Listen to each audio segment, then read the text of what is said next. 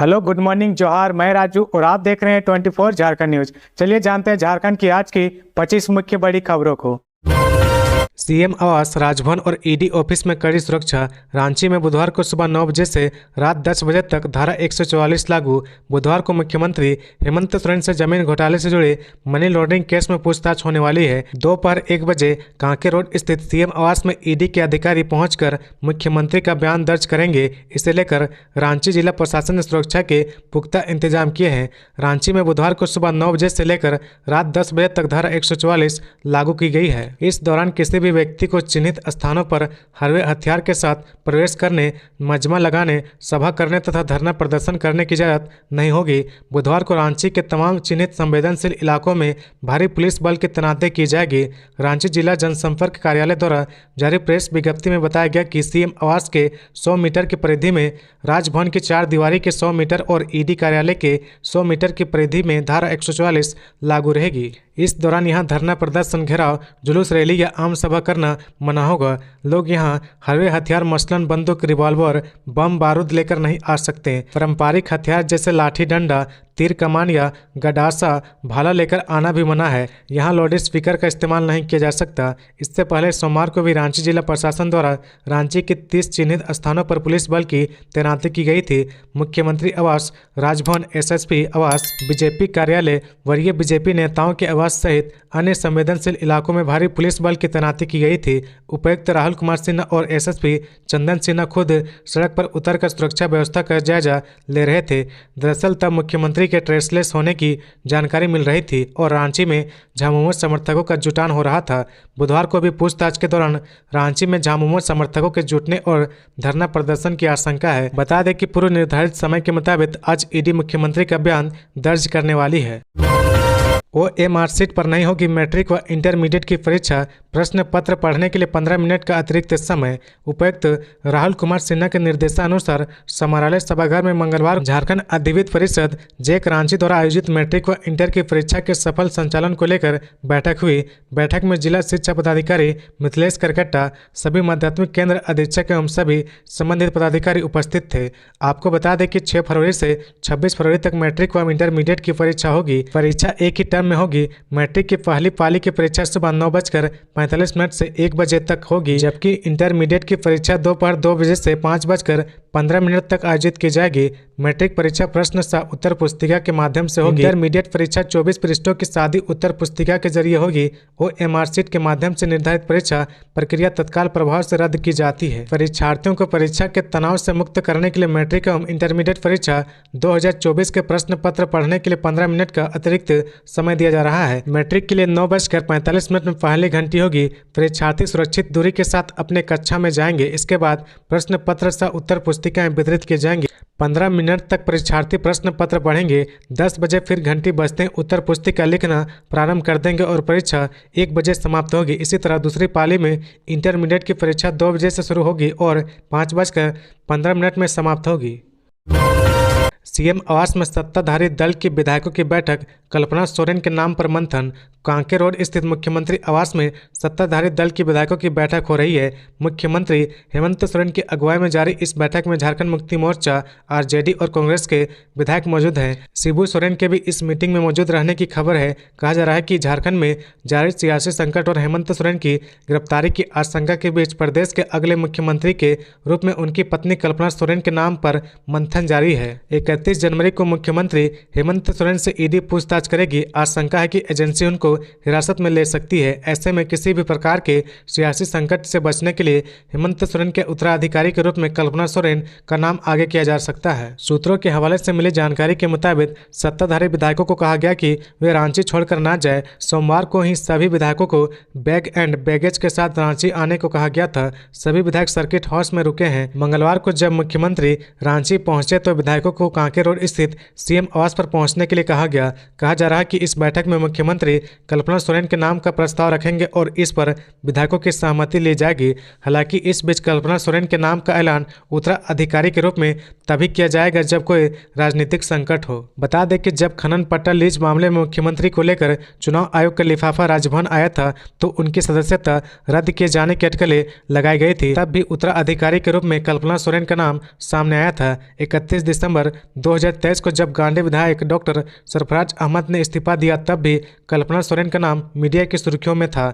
हालांकि इस बीच सियासी संकट के हालात में बसंत सोरेन और चंपई सोरेन का नाम भी उत्तराधिकारी के रूप में आगे किया जा सकता है।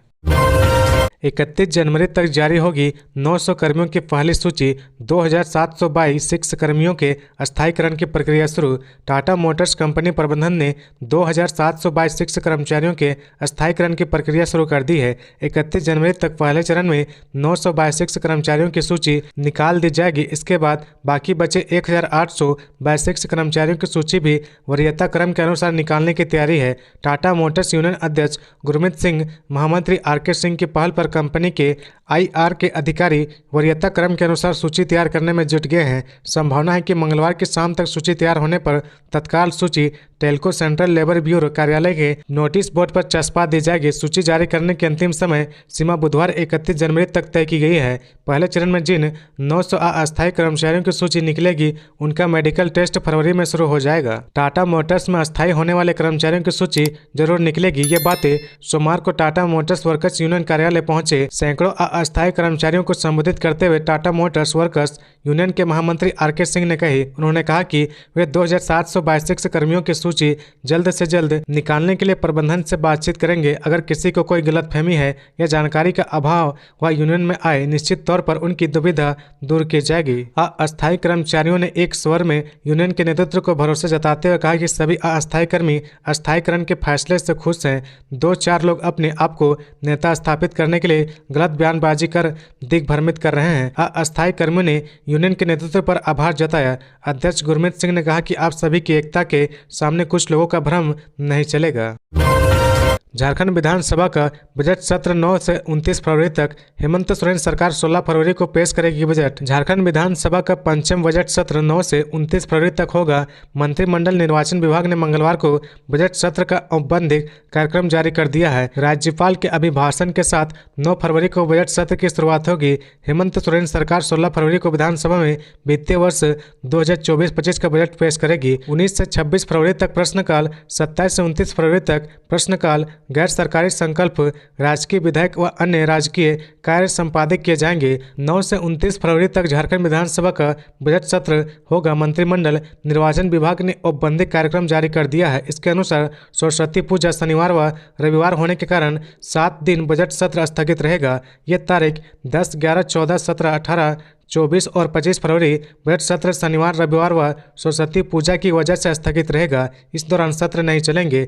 12 से 15 फरवरी के बीच प्रश्नकाल, राज्यपाल के अभिभाषण पर धन्यवाद प्रस्ताव व वाद विवाद, सरकार का उत्तर व मतदान और वित्तीय वर्ष 2023-24 के तृतीय अनुपूरक पर सामान्य वाद विवाद होगा।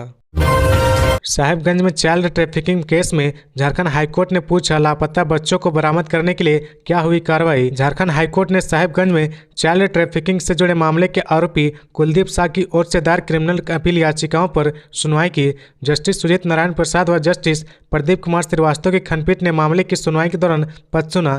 खंडपीठ ने मामले की अनुसंधानकर्ता को मौखिक निर्देश दिया कि वह बच्चों को बरामद करने के लिए तलाश जारी रखे। ट्रैफिकिंग के शिकार अन्य बच्चे भी बरामद हो सकेंगे। लापता दोनों बच्चों को बरामद करने के लिए क्या क्या कदम उठाए गए हैं, राज्य सरकार को शपथ पत्र के माध्यम से जवाब दायर करने का निर्देश दिया गया है। मामले की अगली सुनवाई के लिए खंडपीठ ने 19 फरवरी की तिथि निर्धारित की है। आपको बता दें कि एम हेम्ब्रोम ने साहिबगंज की अदालत में अपने पुत्र की ट्रैफिकिंग को लेकर शिकायतवाद संख्या 148/2022 दर्ज कराई थी। इसमें कुलदीप शाह व वीरेंद्र शाह के खिलाफ आरोप लगाया गया है कि उनका पुत्र वर्ष 2018 से लापता है। साहिबगंज के बोरियो थाने में कुलदीप शाह व पप्पू शाह के खिलाफ कांड संख्या 2020-2022 के तहत प्राथमिकी दर्ज है। झारखंड हाईकोर्ट ने इस मामले की सुनवाई के दौरान अनुसंधानकर्ता सशरीर उपस्थित थे। उनकी ओर से बताया गया कि लापता दोनों बच्चों को खोजने की कार्रवाई जारी है। साहिबगंज एसपी के दिशा निर्देश पर दिल्ली गई टीम ने दिल्ली के विभिन्न इलाकों से पिछले दिनों 20 बच्चियों को बरामद किया है। इनमें से 16 बच्चियां नाबालिग जबकि 4 बालिग हैं।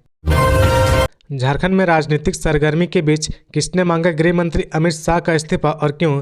झारखंड के मुख्यमंत्री हेमंत सोरेन के दिल्ली स्थित आवास झारखंड भवन और शिबू सोरेन के आवास पर प्रवर्तन निदेशालय की दबिश के एक दिन बाद हेमंत सोरेन रांची में सामने आए। मुख्यमंत्री आवास में विधायकों की बैठक हुई। हेमंत सोरेन के सामने आने के बाद सत्तारूढ़ दल की एक महिला नेता ने सोशल मीडिया साइट एक्स पर लिखा, उन्हें झारखंड के मुख्यमंत्री कहीं नहीं मिल रहे, अमित शाह इस्तीफा दो। हेमंत सोरेन के साथ एक तस्वीर पोस्ट करते कांग्रेस नेता दीपिका पांडे सिंह ने केंद्रीय गृह मंत्री अमित शाह का इस्तीफा मांगा। खबरों में आगे बढ़ने से पहले अगर अभी तक आपने इस चैनल को सब्सक्राइब नहीं किया तो प्लीज सब्सक्राइब कर ले, जिससे झारखंड की हर छोटी सी बड़ी खबर की अपडेट आप तक पहुंचता रहे। गिरिडीह में फिर पकड़ाए 4 शातिर साइबर अपराधी। साइबर अपराध के खिलाफ गिरिडीह पुलिस का अभियान जारी है। पुलिस को एक बार फिर बड़ी सफलता हाथ लगी है। इस बार बगोदर थाना क्षेत्र के नवाडी में छापेमारी कर पुलिस की टीम ने 4 साइबर अपराधियों को गिरफ्तार किया है। साइबर क्रिमिनल में कोडरमा थाना क्षेत्र के कारोबार निवासी अजीत कुमार दास, अनुज पंडित, हजारीबाग जिले के चलकुसा के शिवा शाह और बरकट्ठा के सूरज कुमार साहू शामिल है। इनके पास से पुलिस ने 21 mobile phone, 65 SIM card, 9 ATM card, 5 passbook, laptop, bike, 2 आधार कार्ड और 2 पैन कार्ड बरामद किए गए हैं। गिरिडीह के SP दीपक कुमार शर्मा ने मंगलवार को प्रेस कॉन्फ्रेंस करके यह जानकारी दी है। SP दीपक कुमार शर्मा ने बताया कि प्रतिबिंब पोर्टल के माध्यम से पुलिस को सूचना मिली कि कुछ साइबर अपराधी गिरिडीह जिले के बगोदर थाना क्षेत्र के नवाडी में फर्जी सिम का उपयोग करते हुए लोगों से ठगी कर रहे हैं। इसी सूचना के आधार पर साइबर DSP संदीप सुमन समदर्शी के नेतृत्व में एक टीम गठन किया गया। टीम में पुलिस निरीक्षक सह साइबर थाना प्रभारी साइबर अजय कुमार, पुलिस अवर निरीक्षक सावन कुमार साहू, गौरव कुमार, सहायक अवर निरीक्षक संजय मुखियार, गजेंद्र कुमार, साकेत वर्मा, सौरभ सुमन और आशुतोष रंजन को शामिल किया गया है।